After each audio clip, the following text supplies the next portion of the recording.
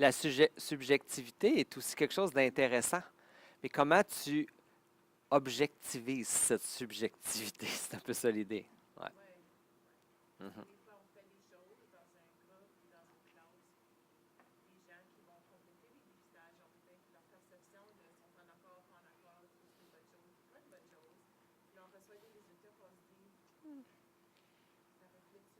Oui. Oui, parce que les outils ne sont pas parfaits. Dépendant de qui utilise l'outil, s'il n'est pas entraîné à le faire avec plusieurs personnes, il le fait selon sa vision de l'outil. Oui, derrière.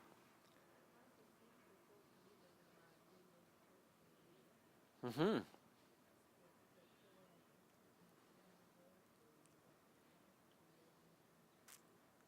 Ah ah. Donc, l'élève est aussi, dans l'évaluation, il peut s'auto-évaluer. C'est une donnée intéressante. Est-ce qu'on va la chercher? Oui,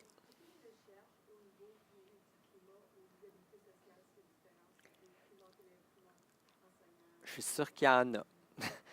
À chaque fois que je fouille dans Google Scholar, je trouve un article si on me demande un sujet. Ce n'est pas mon domaine, le comportement de l'environnement social, mais je suis sûr qu'il y en a. Mais je vais vous montrer certaines ressources que j'ai vues qui sont intéressantes là, dans le PBIS. Là. On va. Oui, ouais, c'est ça. C'est la version française du PBIS. OK. OK. Ça va jusque-là? Ça va bien, ça va bien.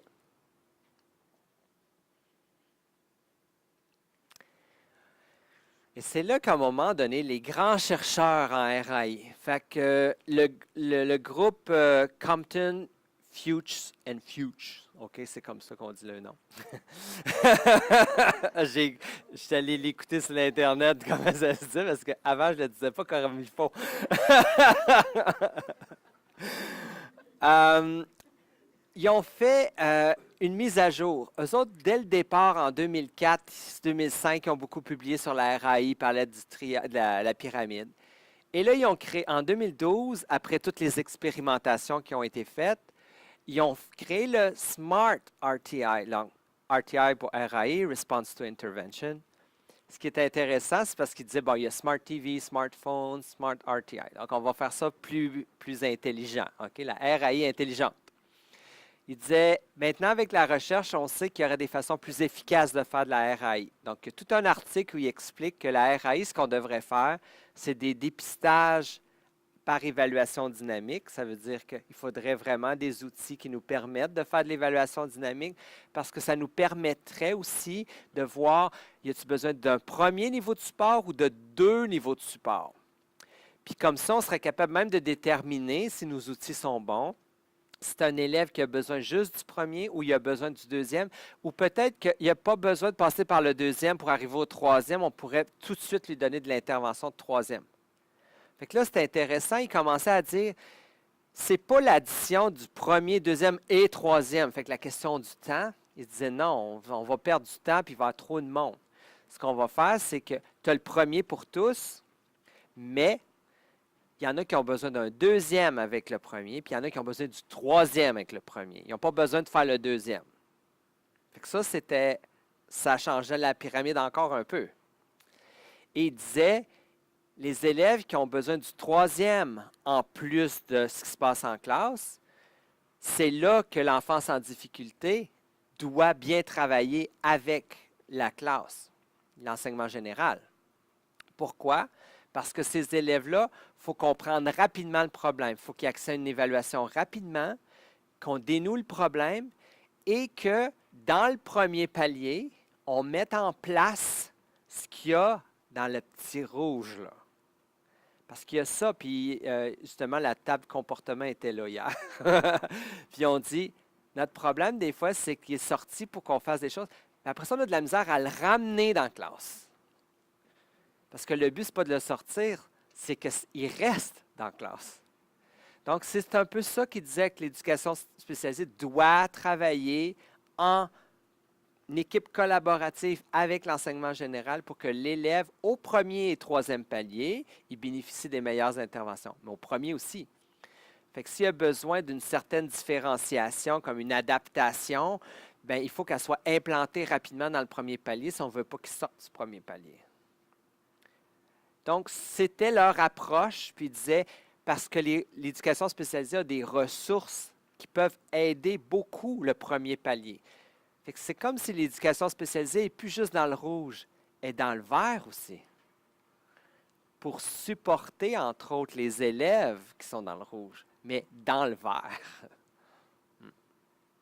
Ça aussi, c'est une autre question importante à se poser. Est-ce que nos professionnels, OK, ils ont une structure qui leur permette de collaborer avec les enseignantes dans la classe pour que les choses s'implantent? Pas juste un PEI, fais ci, fais ça, puis va le vers. Ça ne marche pas, ça. Ça vous dit quelque chose, ça? Oui. Je fais des petites têtes qui... oui, OK. Donc, c'était une vision de la RAI qui avait été comme une RAI+. Une autre chose qui est apparue dans ces années-là, c'est que on va voir que la collaboration entre les professionnels et l'éducation spécialisée, on voyait comme il y avait comme deux modèles à l'époque. Hein? Ou bien on les sort de la classe en individuel, ou bien on les sort en la classe en petits groupes. Ça, c'est les modèles les moins centrés sur l'inclusion, l'intégration. Il y a des modèles où on peut faire d'autres types d'interventions. Fait que les deuxième puis troisième paliers, il faut réfléchir à ça. Les élèves qui sont dans le jaune et dans le rouge, est-ce qu'ils ont accès juste à ce genre d'intervention-là? Parce qu'il y a 1, 2, 3, 4, 5, 6, 7, 8, 9, 10, 11, 12. Il y a 12 modèles. Tu sais, tantôt, j'ai parlé qu'il y avait 5 façons de combiner les données, mais la façon d'intervenir, il y a 12 modèles en général. Est-ce on connaît ces modèles? 2, est-ce qu'on a les structures qui nous permettent d'appliquer ces modèles-là? Parce que la recherche qui commence à sortir sur ces modèles-là démontre que l'individuel hors de la classe, ce qu'on appelle le pull-out, ça ne marche pas. En fait, pour la majorité des élèves, ils vont te le faire dans le groupe en individuel, ils vont te le faire, mais dans la classe, ils ne le font pas. Puis le but, c'est qu'ils le fassent où? Pas en individuel. Deuxième impact, le lien d'attachement, il est brisé avec l'enseignant, puis se recrée qu'un professionnel. Oui, mais au quotidien, c'est qui? La professionnelle, peut-être qu'il le voit une fois ou 2 semaines, ou des fois une fois par semaine.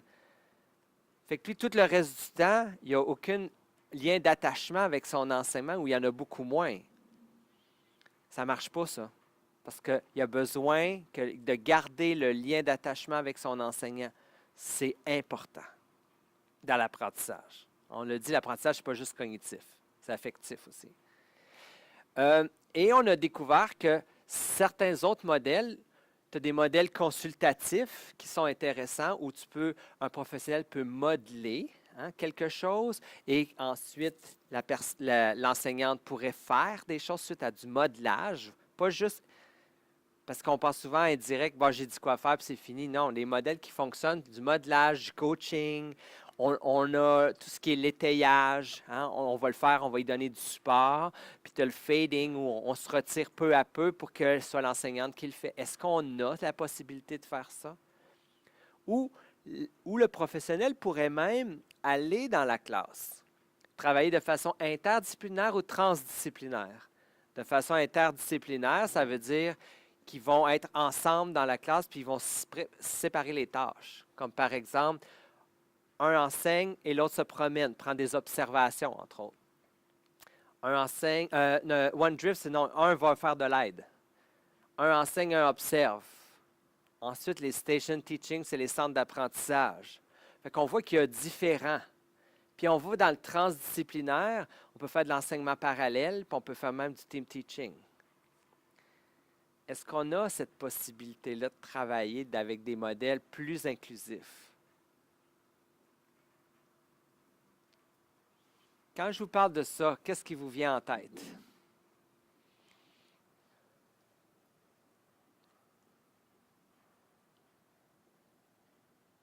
Oui. Oui. OK, fait longtemps qu'on le sait, qu'on veut le faire, puis on ne sait pas comment. Ça, c'est intéressant. Mhm.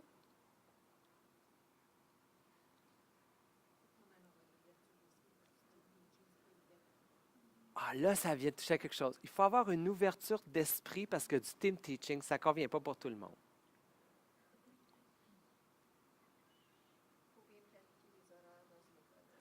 Il y a toute la question de planification des horaires. Est-ce que notre cadre d'horaire actuel facilite ou il rend ça difficile? Oui.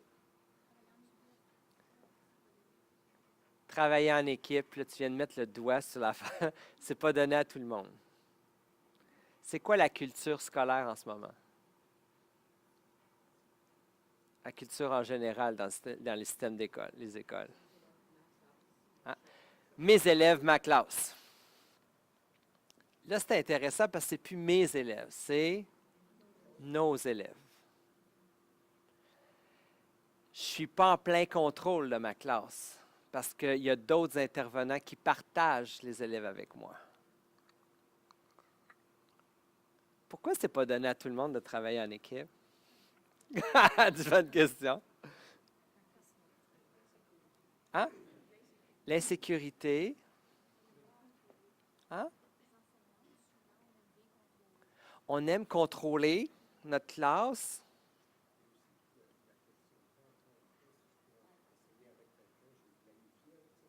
C'est ça.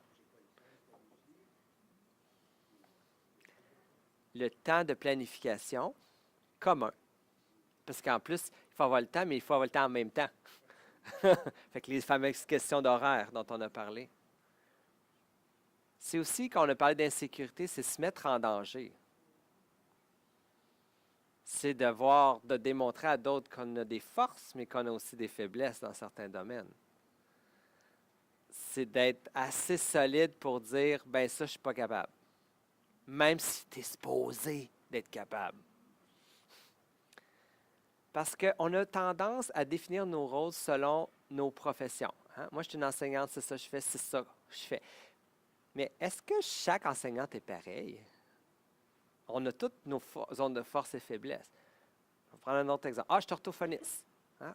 Je suis capable de faire ça, ça, ça. Souvent, on se met notre titre, OK? On est derrière notre titre, mais on est tous des humains. Là. Parce qu'une enseignante, oui, c'est différent d'une orthophoniste. Mais l'autre enseignante n'est pas comme l'autre enseignante, puis l'orthophoniste n'est pas comme l'autre orthophoniste. Fait que déjà, même si on a tous le même label, on n'est pas tous bons dans la même chose. On a toutes nos zones de force et faiblesse. Puis quand on entre en transdisciplinarité, c'est un peu ça, là. Là, on ne fonctionne plus par notre titre, on fonctionne par c'est quoi ma force, dans quoi j'ai besoin d'aide, puis on est-tu complémentaire. Peu importe qui tu es, qu'est-ce que tu fais. C'est dur, ça. Donc, c'est vraiment de se mettre plus à nu, hein, puis de dévoiler certaines choses que... Mettons que tu as de la misère avec ta gestion de classe, là. Tu n'as pas le goût que quelqu'un voit ça quand c'est le bordel dans ta classe. Tu essaies de le gérer, puis tu penses que tu vas y arriver, puis des fois, tu vas chercher de l'aide, mais tu sais, il ne faut pas qu'on le sache trop. Parce qu'une enseignante, c'est supposé de bien contrôler sa classe. Hein?